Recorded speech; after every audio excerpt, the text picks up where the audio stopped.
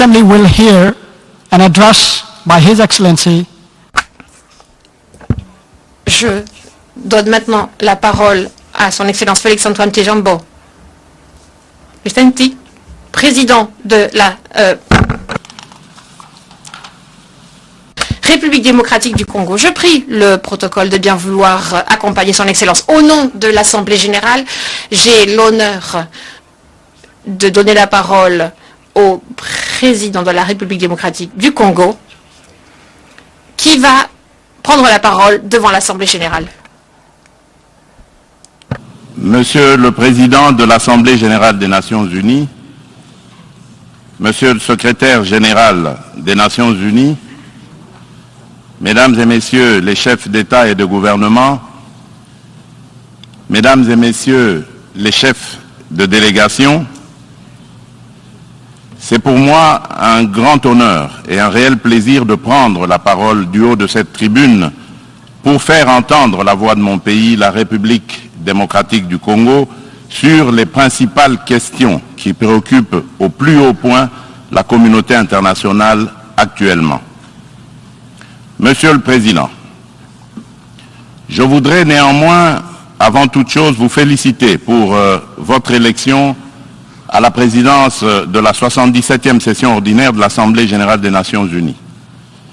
Je suis convaincu que vous donnerez le meilleur de vous-même pour la réussite de cette session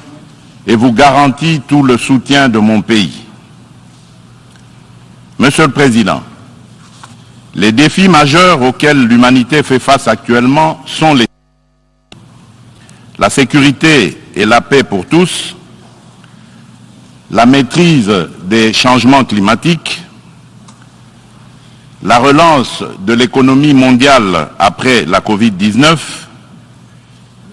la lutte contre la pauvreté et la promotion du bien-être collectif. Ces principaux défis sont complexes et intimement enchevêtrés.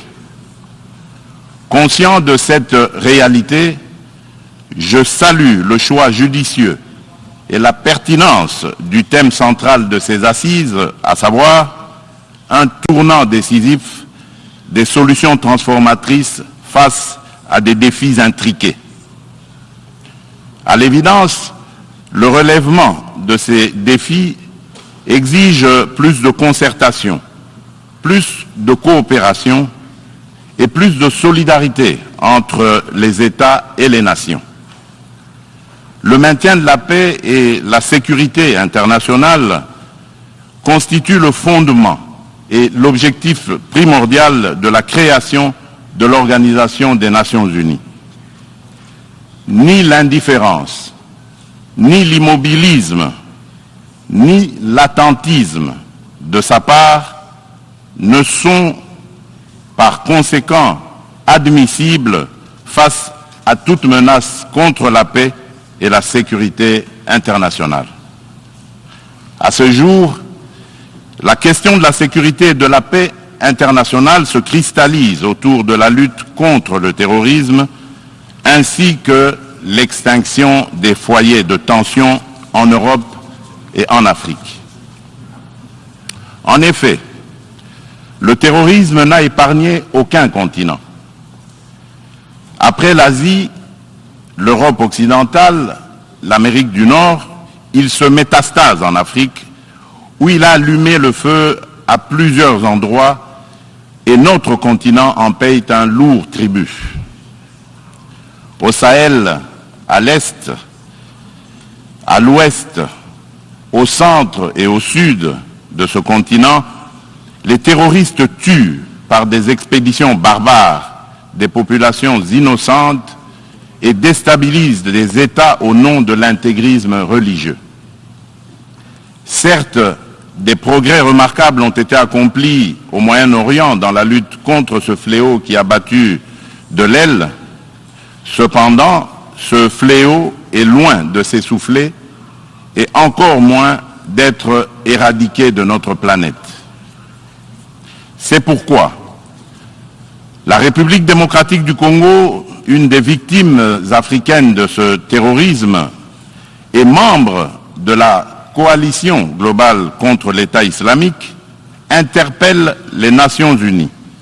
et les exhorte à s'impliquer activement dans la mise en œuvre des recommandations de cette coalition et de celles du processus d'Aqaba.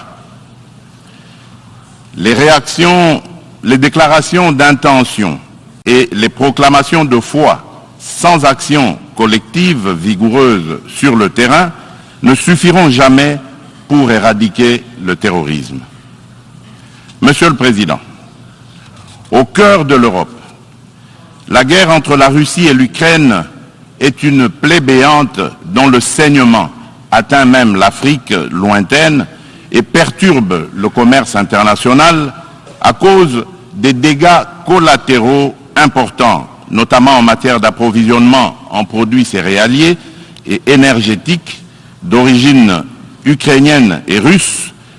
nécessaires à l'alimentation des populations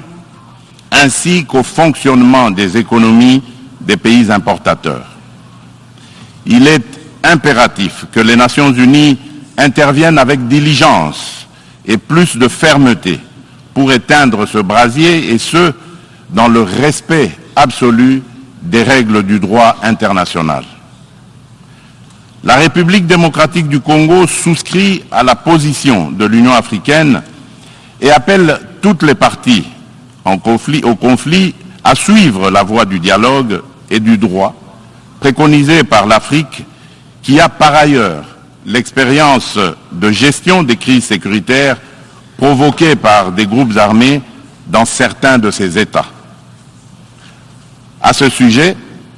les Nations Unies savent que mon pays, la République démocratique du Congo, est victime d'une crise sécuritaire aiguë qui dure depuis plus de 20 ans à l'est de son territoire national. Tout observateur honnête et de bonne foi reconnaît que cette crise est causée principalement par les convoitises que suscitent ces fabuleuses richesses naturelles et les ambitions de puissance de certains de ses voisins. Le peuple congolais reconnaît l'implication des Nations Unies, de l'Union africaine, des communautés régionales africaines, de l'Union européenne et des partenaires extérieurs bilatéraux de la République démocratique du Congo pour juguler cette crise récurrente. Il leur en est reconnaissant et s'incline devant le sacrifice de vaillants soldats de la paix qui ont perdu leur vie au front de la défense des idéaux de paix et de justice. Cependant, en dépit des efforts internes inlassables, de la présence militaire massive de l'ONU au Congo et de son soutien diplomatique pendant 23 ans, le mal sécuritaire continue à ronger mon pays. Afin d'éradiquer définitivement l'insécurité, restaurer une paix durable et assurer la stabilité à l'est de la République démocratique du Congo, plusieurs accords ont été signés avec les groupes armés et même avec les pays voisins, sous la garantie de la communauté internationale. Des mécanismes nationaux et internationaux ont été créés. Toutes ces perspectives de règlement définitif du conflit de quelques mois. Vite, l'architecture s'est fissurée et l'édifice s'est écroulé. Et on recommence toujours avec les mêmes tragédies. Depuis mon élection à la tête de la République démocratique du Congo, je n'ai eu de cesse de me battre chaque jour pour la paix et la sécurité dans les provinces congolaises de l'Ituri, du Nord Kivu et du Sud Kivu. M'inscrivant dans une philosophie de réconciliation avec nos voisins, je n'ai ménagé aucun effort pour rassurer les chefs d'État des pays limitrophes et restaurer la confiance entre nous, notamment par la concertation permanente sur des questions d'intérêt commun, la conclusion d'accords de coopération sécuritaire et de partenariat économique et la réalisation de projets de développement pour nos populations respectives. En dépit de ma bonne volonté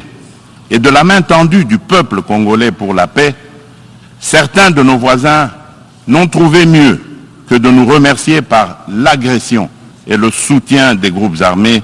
terroristes qui ravagent l'Est de la République démocratique du Congo. C'est le cas actuellement du Rwanda qui, au mépris du droit international, de la charte de l'ONU et de l'acte constitutif de l'Union africaine, a une fois de plus non seulement agressé en mars dernier la République démocratique du Congo par des incursions directes de ses forces armées, les RDF, mais aussi occupe des localités de la province du Nord Kivu par un groupe armé terroriste interposé, le mouvement du 23 mars, dit M23, auquel il apporte un soutien massif, tant en matériel de guerre qu'en hommes de troupes. Et comme pour défier la communauté internationale, le M23, avec le soutien de l'armée rwandaise, a même abattu un hélicoptère de la MONUSCO et tué 8 casques bleus, commettant ainsi un crime de guerre. Je dénonce, en ce lieu emblématique de la vie internationale, avec la dernière énergie, cette énième agression dont mon pays, le Rwanda, sous couvert d'un groupe terroriste dénommé le M23. Monsieur le Président, l'implication du Rwanda et sa responsabilité dans la tragédie que vivent mon pays et mes compatriotes des zones occupées par l'armée rwandaise et ses alliés du M23 ne sont plus discutables, dès lors que plus d'une fois, aussi bien les groupes d'experts dûment mandatés par l'ONU et le mécanisme conjoint de vérification élargie de la conférence internationale sur la région des Grands Lacs, la CIRGL, que des organisations non gouvernementales humanitaires et des droits de l'homme crédibles les ont établis dans des rapports documentés et objectifs à la limite du scientifique. Pour éclairer la communauté des nations et mettre fin aux sempiternelles dénégations des autorités rwandaises, le gouvernement congolais réitère sa demande au président du Conseil de sécurité de distribuer officiellement aux membres du Conseil le dernier rapport des experts de l'ONU sur la situation sécuritaire à l'est de la République démocratique du Congo et de le faire examiner avec diligence par lui afin d'en tirer toutes les conséquences qui s'imposent sur le plan du droit, de la paix et de la sécurité internationale. Il y va de l'image et de la crédibilité de notre organisation. Procéder autrement serait, d'une part, encourager le Rwanda à poursuivre son agression, ses crimes de guerre et ses crimes contre l'humanité en République démocratique du Congo, et d'autre part, nourrir davantage la suspicion légitime des Congolais sur l'impartialité de l'ONU, ainsi que la complicité de certains de ses membres dans ces crimes. C'est pour mettre fin à cette suspicion et dissiper l'ambiguïté de certaines positions du Conseil de sécurité sur la crise sécuritaire à l'est de la RDC, ambiguïté qui excède la population congolaise et exacerbe la tension entre elle et la mission de l'ONU pour la stabilisation du Congo, la MONUSCO, que le gouvernement de mon pays a demandé la réévaluation du plan de retrait progressif et responsable de cette mission. Cette démarche d'ajustement est exigée par le constat unanime, même au niveau le plus élevé de notre organisation, des faiblesses regrettables de la MONUSCO, ce qui affecte certainement l'efficacité et la légitimité de l'action de l'ONU en République démocratique du Congo. La réévaluation du plan de retrait de la MONUSCO ne peut par conséquent nullement remettre en cause les relations entre mon pays et notre organisation. Quoi qu'il en soit, je réaffirme haut et fort à cette tribune de la plus haute instance internationale de gestion des affaires du monde, la détermination du peuple congolais et de ses dirigeants de défendre toujours, jusqu'au sacrifice suprême, l'intégrité territoriale, l'indépendance et la souveraineté de leur pays, dans le respect, bien sûr, du droit international et des engagements pris au sein des organisations internationales dont il est membre. C'est ici le lieu pour moi de préciser que l'État congolais et la société civile ne permettront jamais à quiconque de tenir le discours de la haine tribale, ethnique et raciale ou xénophobe dans notre pays. La Constitution de la République et les lois congolaises interdisent un tel discours et le sanctionnent sévèrement. Nul ne peut donc prétexter de ce discours imaginaire pour justifier des aventures criminelles au Congo, diviser les Congolais et fragiliser l'unité nationale à laquelle tous mes compatriotes tiennent. La République démocratique du Congo n'est pas et ne sera jamais génocidaire. De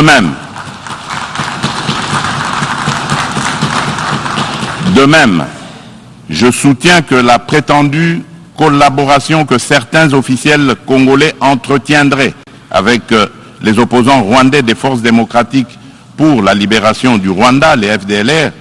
dont se servent les dirigeants rwandais pour justifier les agressions répétées de la RDC,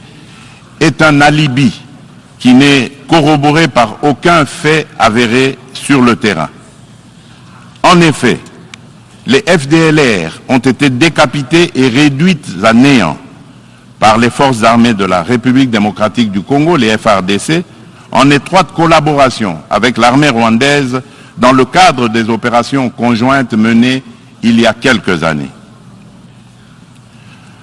La République démocratique du Congo a en outre rapatrié plusieurs éléments des FDLR et leurs familles. Dès lors, les Congolais se demandent de quel FDLR parle-t-on? Quel est le mètre carré du territoire rwandais occupé par ces fantomatiques FDLR?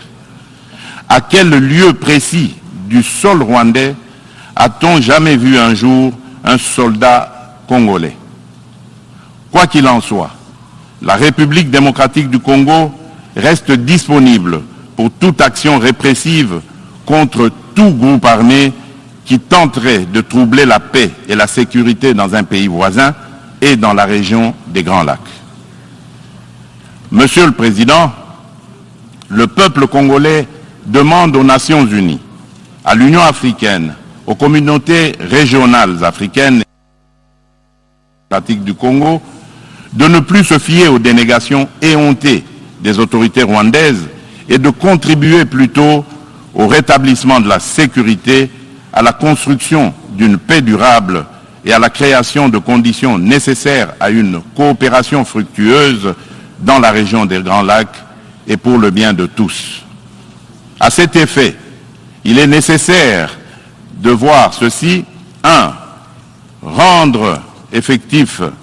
le retrait immédiat du M23 des localités occupées, le retour des déplacés congolais de ces localités à leur domicile et la cessation sans condition du soutien de l'armée rwandaise à ce groupe terroriste, selon l'esprit et la lettre de la feuille de route de Luanda, convenue entre la République démocratique du Congo et le Rwanda, ainsi que des déclarations successives du Conseil de sécurité de l'ONU, du Conseil de paix et de sécurité de l'Union africaine, de la Communauté d'Afrique de l'Est, la CAE, et de la Communauté pour le développement de l'Afrique australe, la SADC. 2.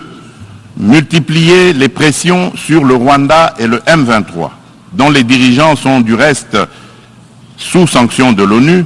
et montrer plus de fermeté à leur égard pour qu'ils respectent les positions prises par les organisations internationales précitées. 3. Appuyer la poursuite du processus de paix de Nairobi, les discussions de Luanda entre la République démocratique du Congo et le Rwanda, et le déploiement de la force régionale de l'Afrique de l'Est, dont le statut et les règles d'engagement viennent d'être signés le 8 septembre dernier à Kinshasa, successivement par le gouvernement congolais et le secrétariat général de la CAE, d'une part, et d'autre part, par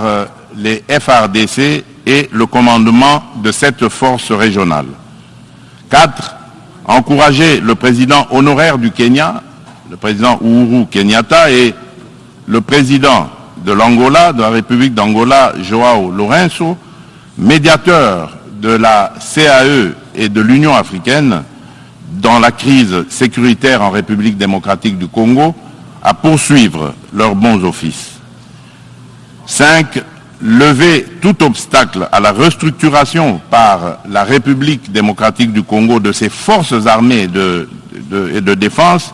à la montée en puissance de celles-ci pour mieux remplir ses missions régaliennes,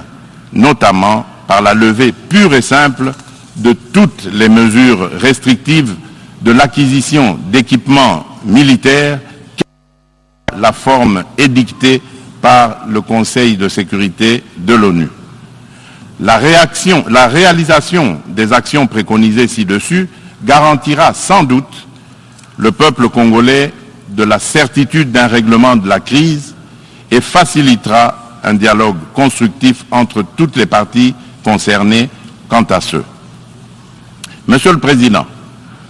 nous, peuple congolais, sommes décidés cette fois-ci à mettre définitivement fin à l'insécurité à l'est de notre pays, quoi qu'il en coûte. L'heure a sonné de casser à jamais le cycle infernal de la violence à l'est de la République démocratique du Congo pour stabiliser la région des Grands Lacs afin de tirer le plus grand bénéfice de ses potentialités économiques ainsi que de sa riche biodiversité pour sauver l'humanité face au changement climatique. La gestion de ces changements pose deux problèmes fondamentaux, à savoir la mise en œuvre d'instruments juridiques et financiers issus de négociations internationales, en particulier dans le cadre des différentes conférences des parties à l'accord des Nations Unies sur le climat, la COP, et la transition énergétique. Il est temps, d'une part, de mettre fin à l'exécution sélective des engagements souscrits par les pollueurs et d'autre part, de compenser au nom de la justice climatique les efforts fournis par les pays moins pollueurs, dont ceux de l'Afrique, pour préserver l'environnement dans l'intérêt de toute notre planète. Quant à la transition énergétique, l'Afrique regorge suffisamment de sources d'énergie renouvelables et de matières premières susceptibles de contribuer à la mobilisation des alternatives crédibles à la double crise énergétique et écologique. De ce point de vue, il est important de relever que la République démocratique du Congo compte parmi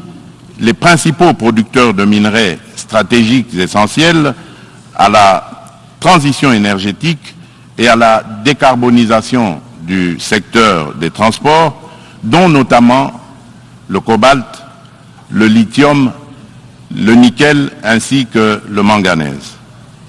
Mon pays s'est fixé comme objectif de produire proprement les 10 minerais à cette fin. C'est dans cette perspective que la République de Zambie et la République démocratique du Congo ont signé le 29 avril de cette année un accord relatif à la mise en place d'une chaîne de valeur dans le secteur de batteries électriques et des énergies propres. Il va sans dire, au vu de l'importance des investissements que requiert la réalisation d'un tel projet, que l'implication des partenaires est particulièrement indispensable, notamment en termes d'apport en capitaux et en technologies adaptées. En outre, afin de soutenir le programme de transformation verte des économies sur le continent africain et de rencontrer la demande d'énergie croissante dans le monde, mon pays a pris l'option de valoriser son immense potentiel en matière d'énergie renouvelable, dont l'hydroélectricité, le solaire, la géothermie et l'exploitation de ces gisements gaziers. De ce fait, la République démocratique du Congo se présente comme un atout à la réalisation de l'agenda 2063 de l'Union africaine à travers la mise en œuvre du projet Grand Inga, lequel pourrait également s'avérer bénéfique pour une partie de l'Europe et du Moyen-Orient. C'est dans cette perspective qu'elle est heureuse d'abriter les travaux préparatoires de la 27e conférence des partis sur le climat, la pré-27, le mois prochain. Monsieur le Président, je saisis cette opportunité pour apporter de la lumière sur le volet environnemental de l'appel d'offres lancé le 28 juillet dernier par mon pays pour l'exploration de ces 27 blocs pétroliers et 3 blocs gaziers, appel qui semble faire inutilement polémique sur la place publique internationale. À ce sujet, il convient de rappeler qu'aucun instrument juridique international pertinent ratifié par la République démocratique du Congo ne lui interdit d'exploiter ses ressources naturelles pour cause de protection de l'environnement ou par crainte de l'aggravation du réchauffement de la planète. Ensuite, l'accord de Paris de 2015 reconnaît aux pays en voie de développement le droit d'émettre le CO2 pour le développement, mais en prenant des précautions pour le climat mondial à travers leur contribution déterminée à l'échelle nationale, la CDN. Ainsi, le gouvernement de la République démocratique du Congo s'est fixé comme objectif d'exploiter, dans le respect des normes environnementales, les ressources naturelles du pays et de les transformer localement pour leur donner de la valeur ajoutée et booster l'économie nationale, notamment par la création des richesses liquides et des emplois afin d'améliorer les conditions de vie des populations congolaises. Stratégies et mesures adéquates ont été adoptées et prises pour éviter des impacts négatifs sur l'environnement. Elle prévoit, à l'instar d'autres pays d'Afrique et d'Europe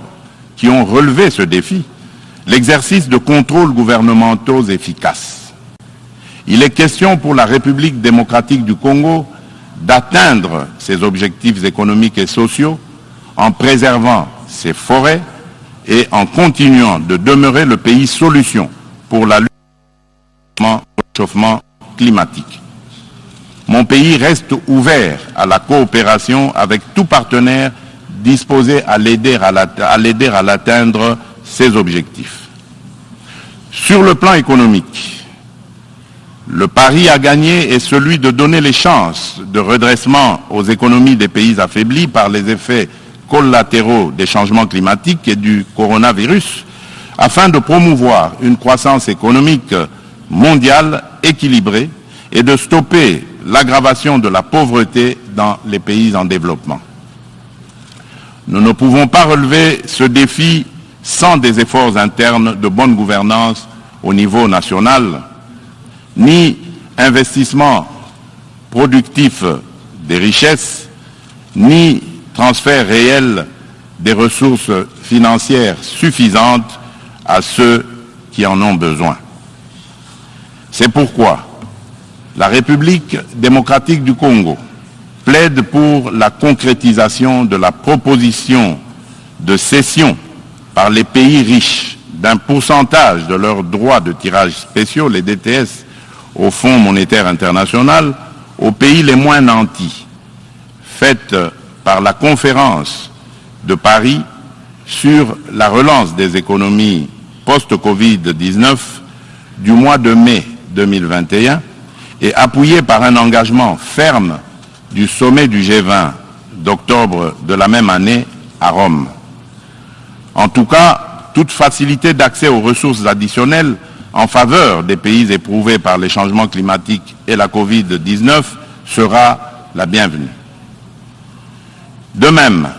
l'allègement du fardeau de la dette des pays à faible revenu devra demeurer une préoccupation permanente qu'il convient d'intégrer dans une approche globale de solidarité internationale. Pour sa part, en dépit de la conjoncture économique mondiale difficile par suite des effets pervers de la pandémie de Covid-19, la République démocratique du Congo a enregistré des progrès remarquables en termes de croissance économique. Le rythme de création de richesses s'est accéléré en 2021 grâce particulièrement au dynamisme du secteur minier dont la croissance de la production est passée de 1% en 2019 à 10,1% en 2021 par suite de la bonne tenue des cours du cuivre et du cobalt sur le marché international. Le taux d'inflation et celui de change du franc congolais sont restés relativement stables. Aussi, le Conseil d'administration du Fonds monétaire international a-t-il conclu favorablement la deuxième revue du programme soutenu par la facilité élargie de crédit. Le Fonds monétaire international a exprimé son satisfecit sur les politiques macroéconomiques prudentes adoptées par le gouvernement de la République démocratique du Congo. Nous poursuivrons inlassablement ces politiques et l'effort d'amélioration du climat des affaires en cours pour promouvoir les investissements privés et les activités économiques en général. Monsieur le Président, la solidarité et la justice dans les relations entre les nations ont toujours été des facteurs de paix et de sécurité mutuelle car elles rapprochent les hommes et créent des liens d'interdépendance entre eux. À cet effet, la lutte contre la pauvreté et la promotion du bien-être collectif sont des digues puissantes contre les conflits sociaux et les tensions entre les peuples. C'est pourquoi la République démocratique du Congo se félicite de l'action collective menée par la communauté internationale contre la Covid-19 et salue l'initiative des États-Unis d'Amérique, New Feed the Future, pour financer l'agriculture afin de combattre la faim et l'insécurité alimentaire en Afrique par suite de la crise russo-ukrainienne et dont la République démocratique du Congo, mon pays, est parmi les pays africains bénéficiaires, pour ne citer que ces cas les plus actuels. Mon pays appelle à de telles actions et initiatives et non seulement contribue à résoudre les problèmes de survie au quotidien et à créer des emplois accessibles au plus grand nombre, mais aussi distribue des revenus et du pouvoir d'achat à la base. En revanche, solidarité et de la justice internationale, nous nous posons des questions sur le maintien des sanctions contre le peuple du Zimbabwe, des sanctions qui de plus datent de l'époque du défunt président Robert Mugabe. Pourquoi notre organisation est-elle si silencieuse et si indifférente à la limite du crime contre un peuple innocent? En ma qualité de président en exercice de la Communauté pour le développement de l'Afrique australe, la SADC, je lance un appel pressant aux Nations Unies de mettre tout en œuvre pour obtenir la levée immédiate des sanctions contre la République du Zimbabwe et son peuple.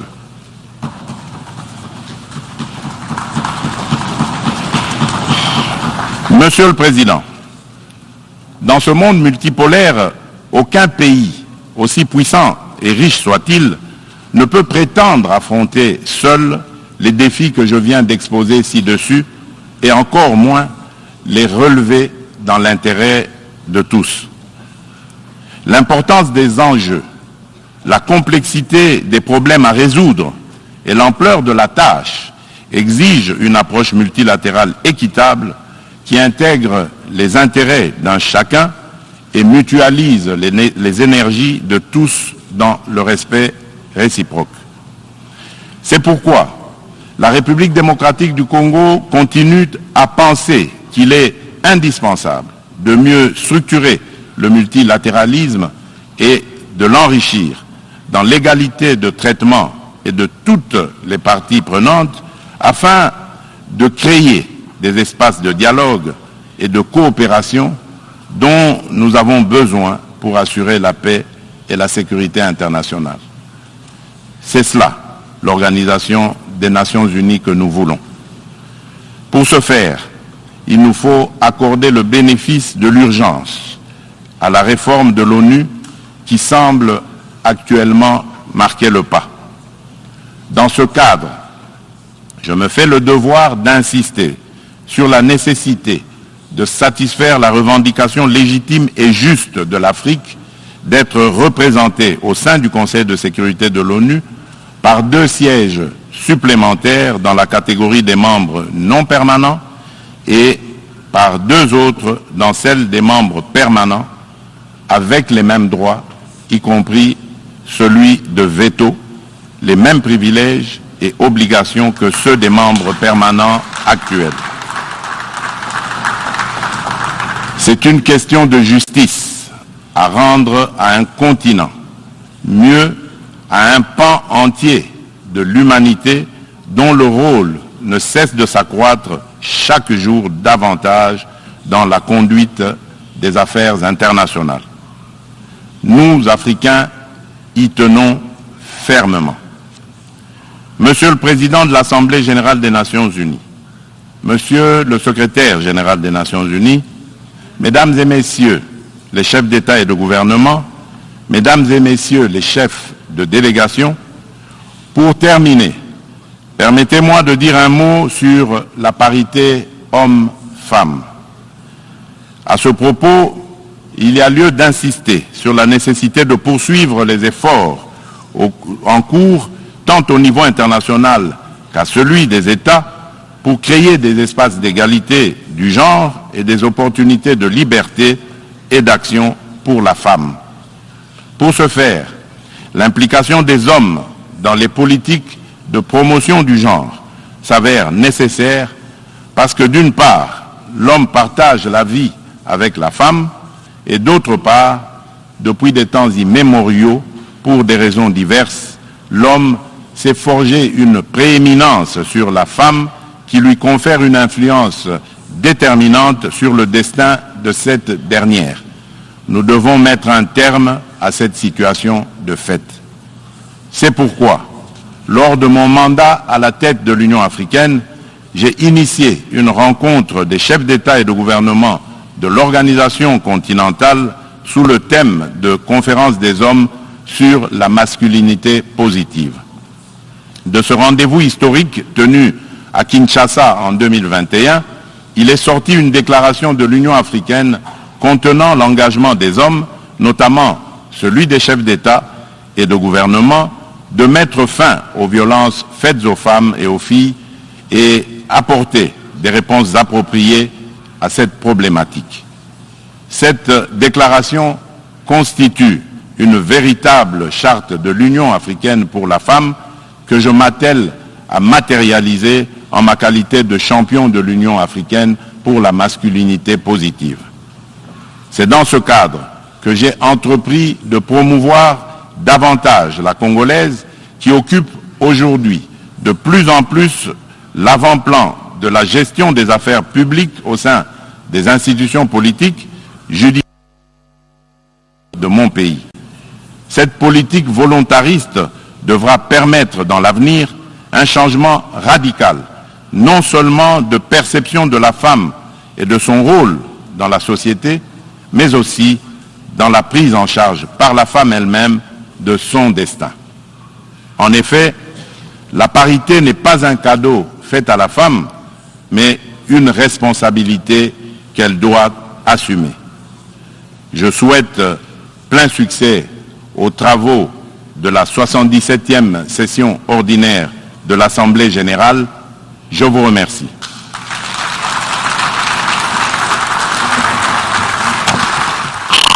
Au nom de l'Assemblée, je remercie le président de la République démocratique du Congo pour sa déclaration et je prie le protocole de bien vouloir accompagner son Excellence.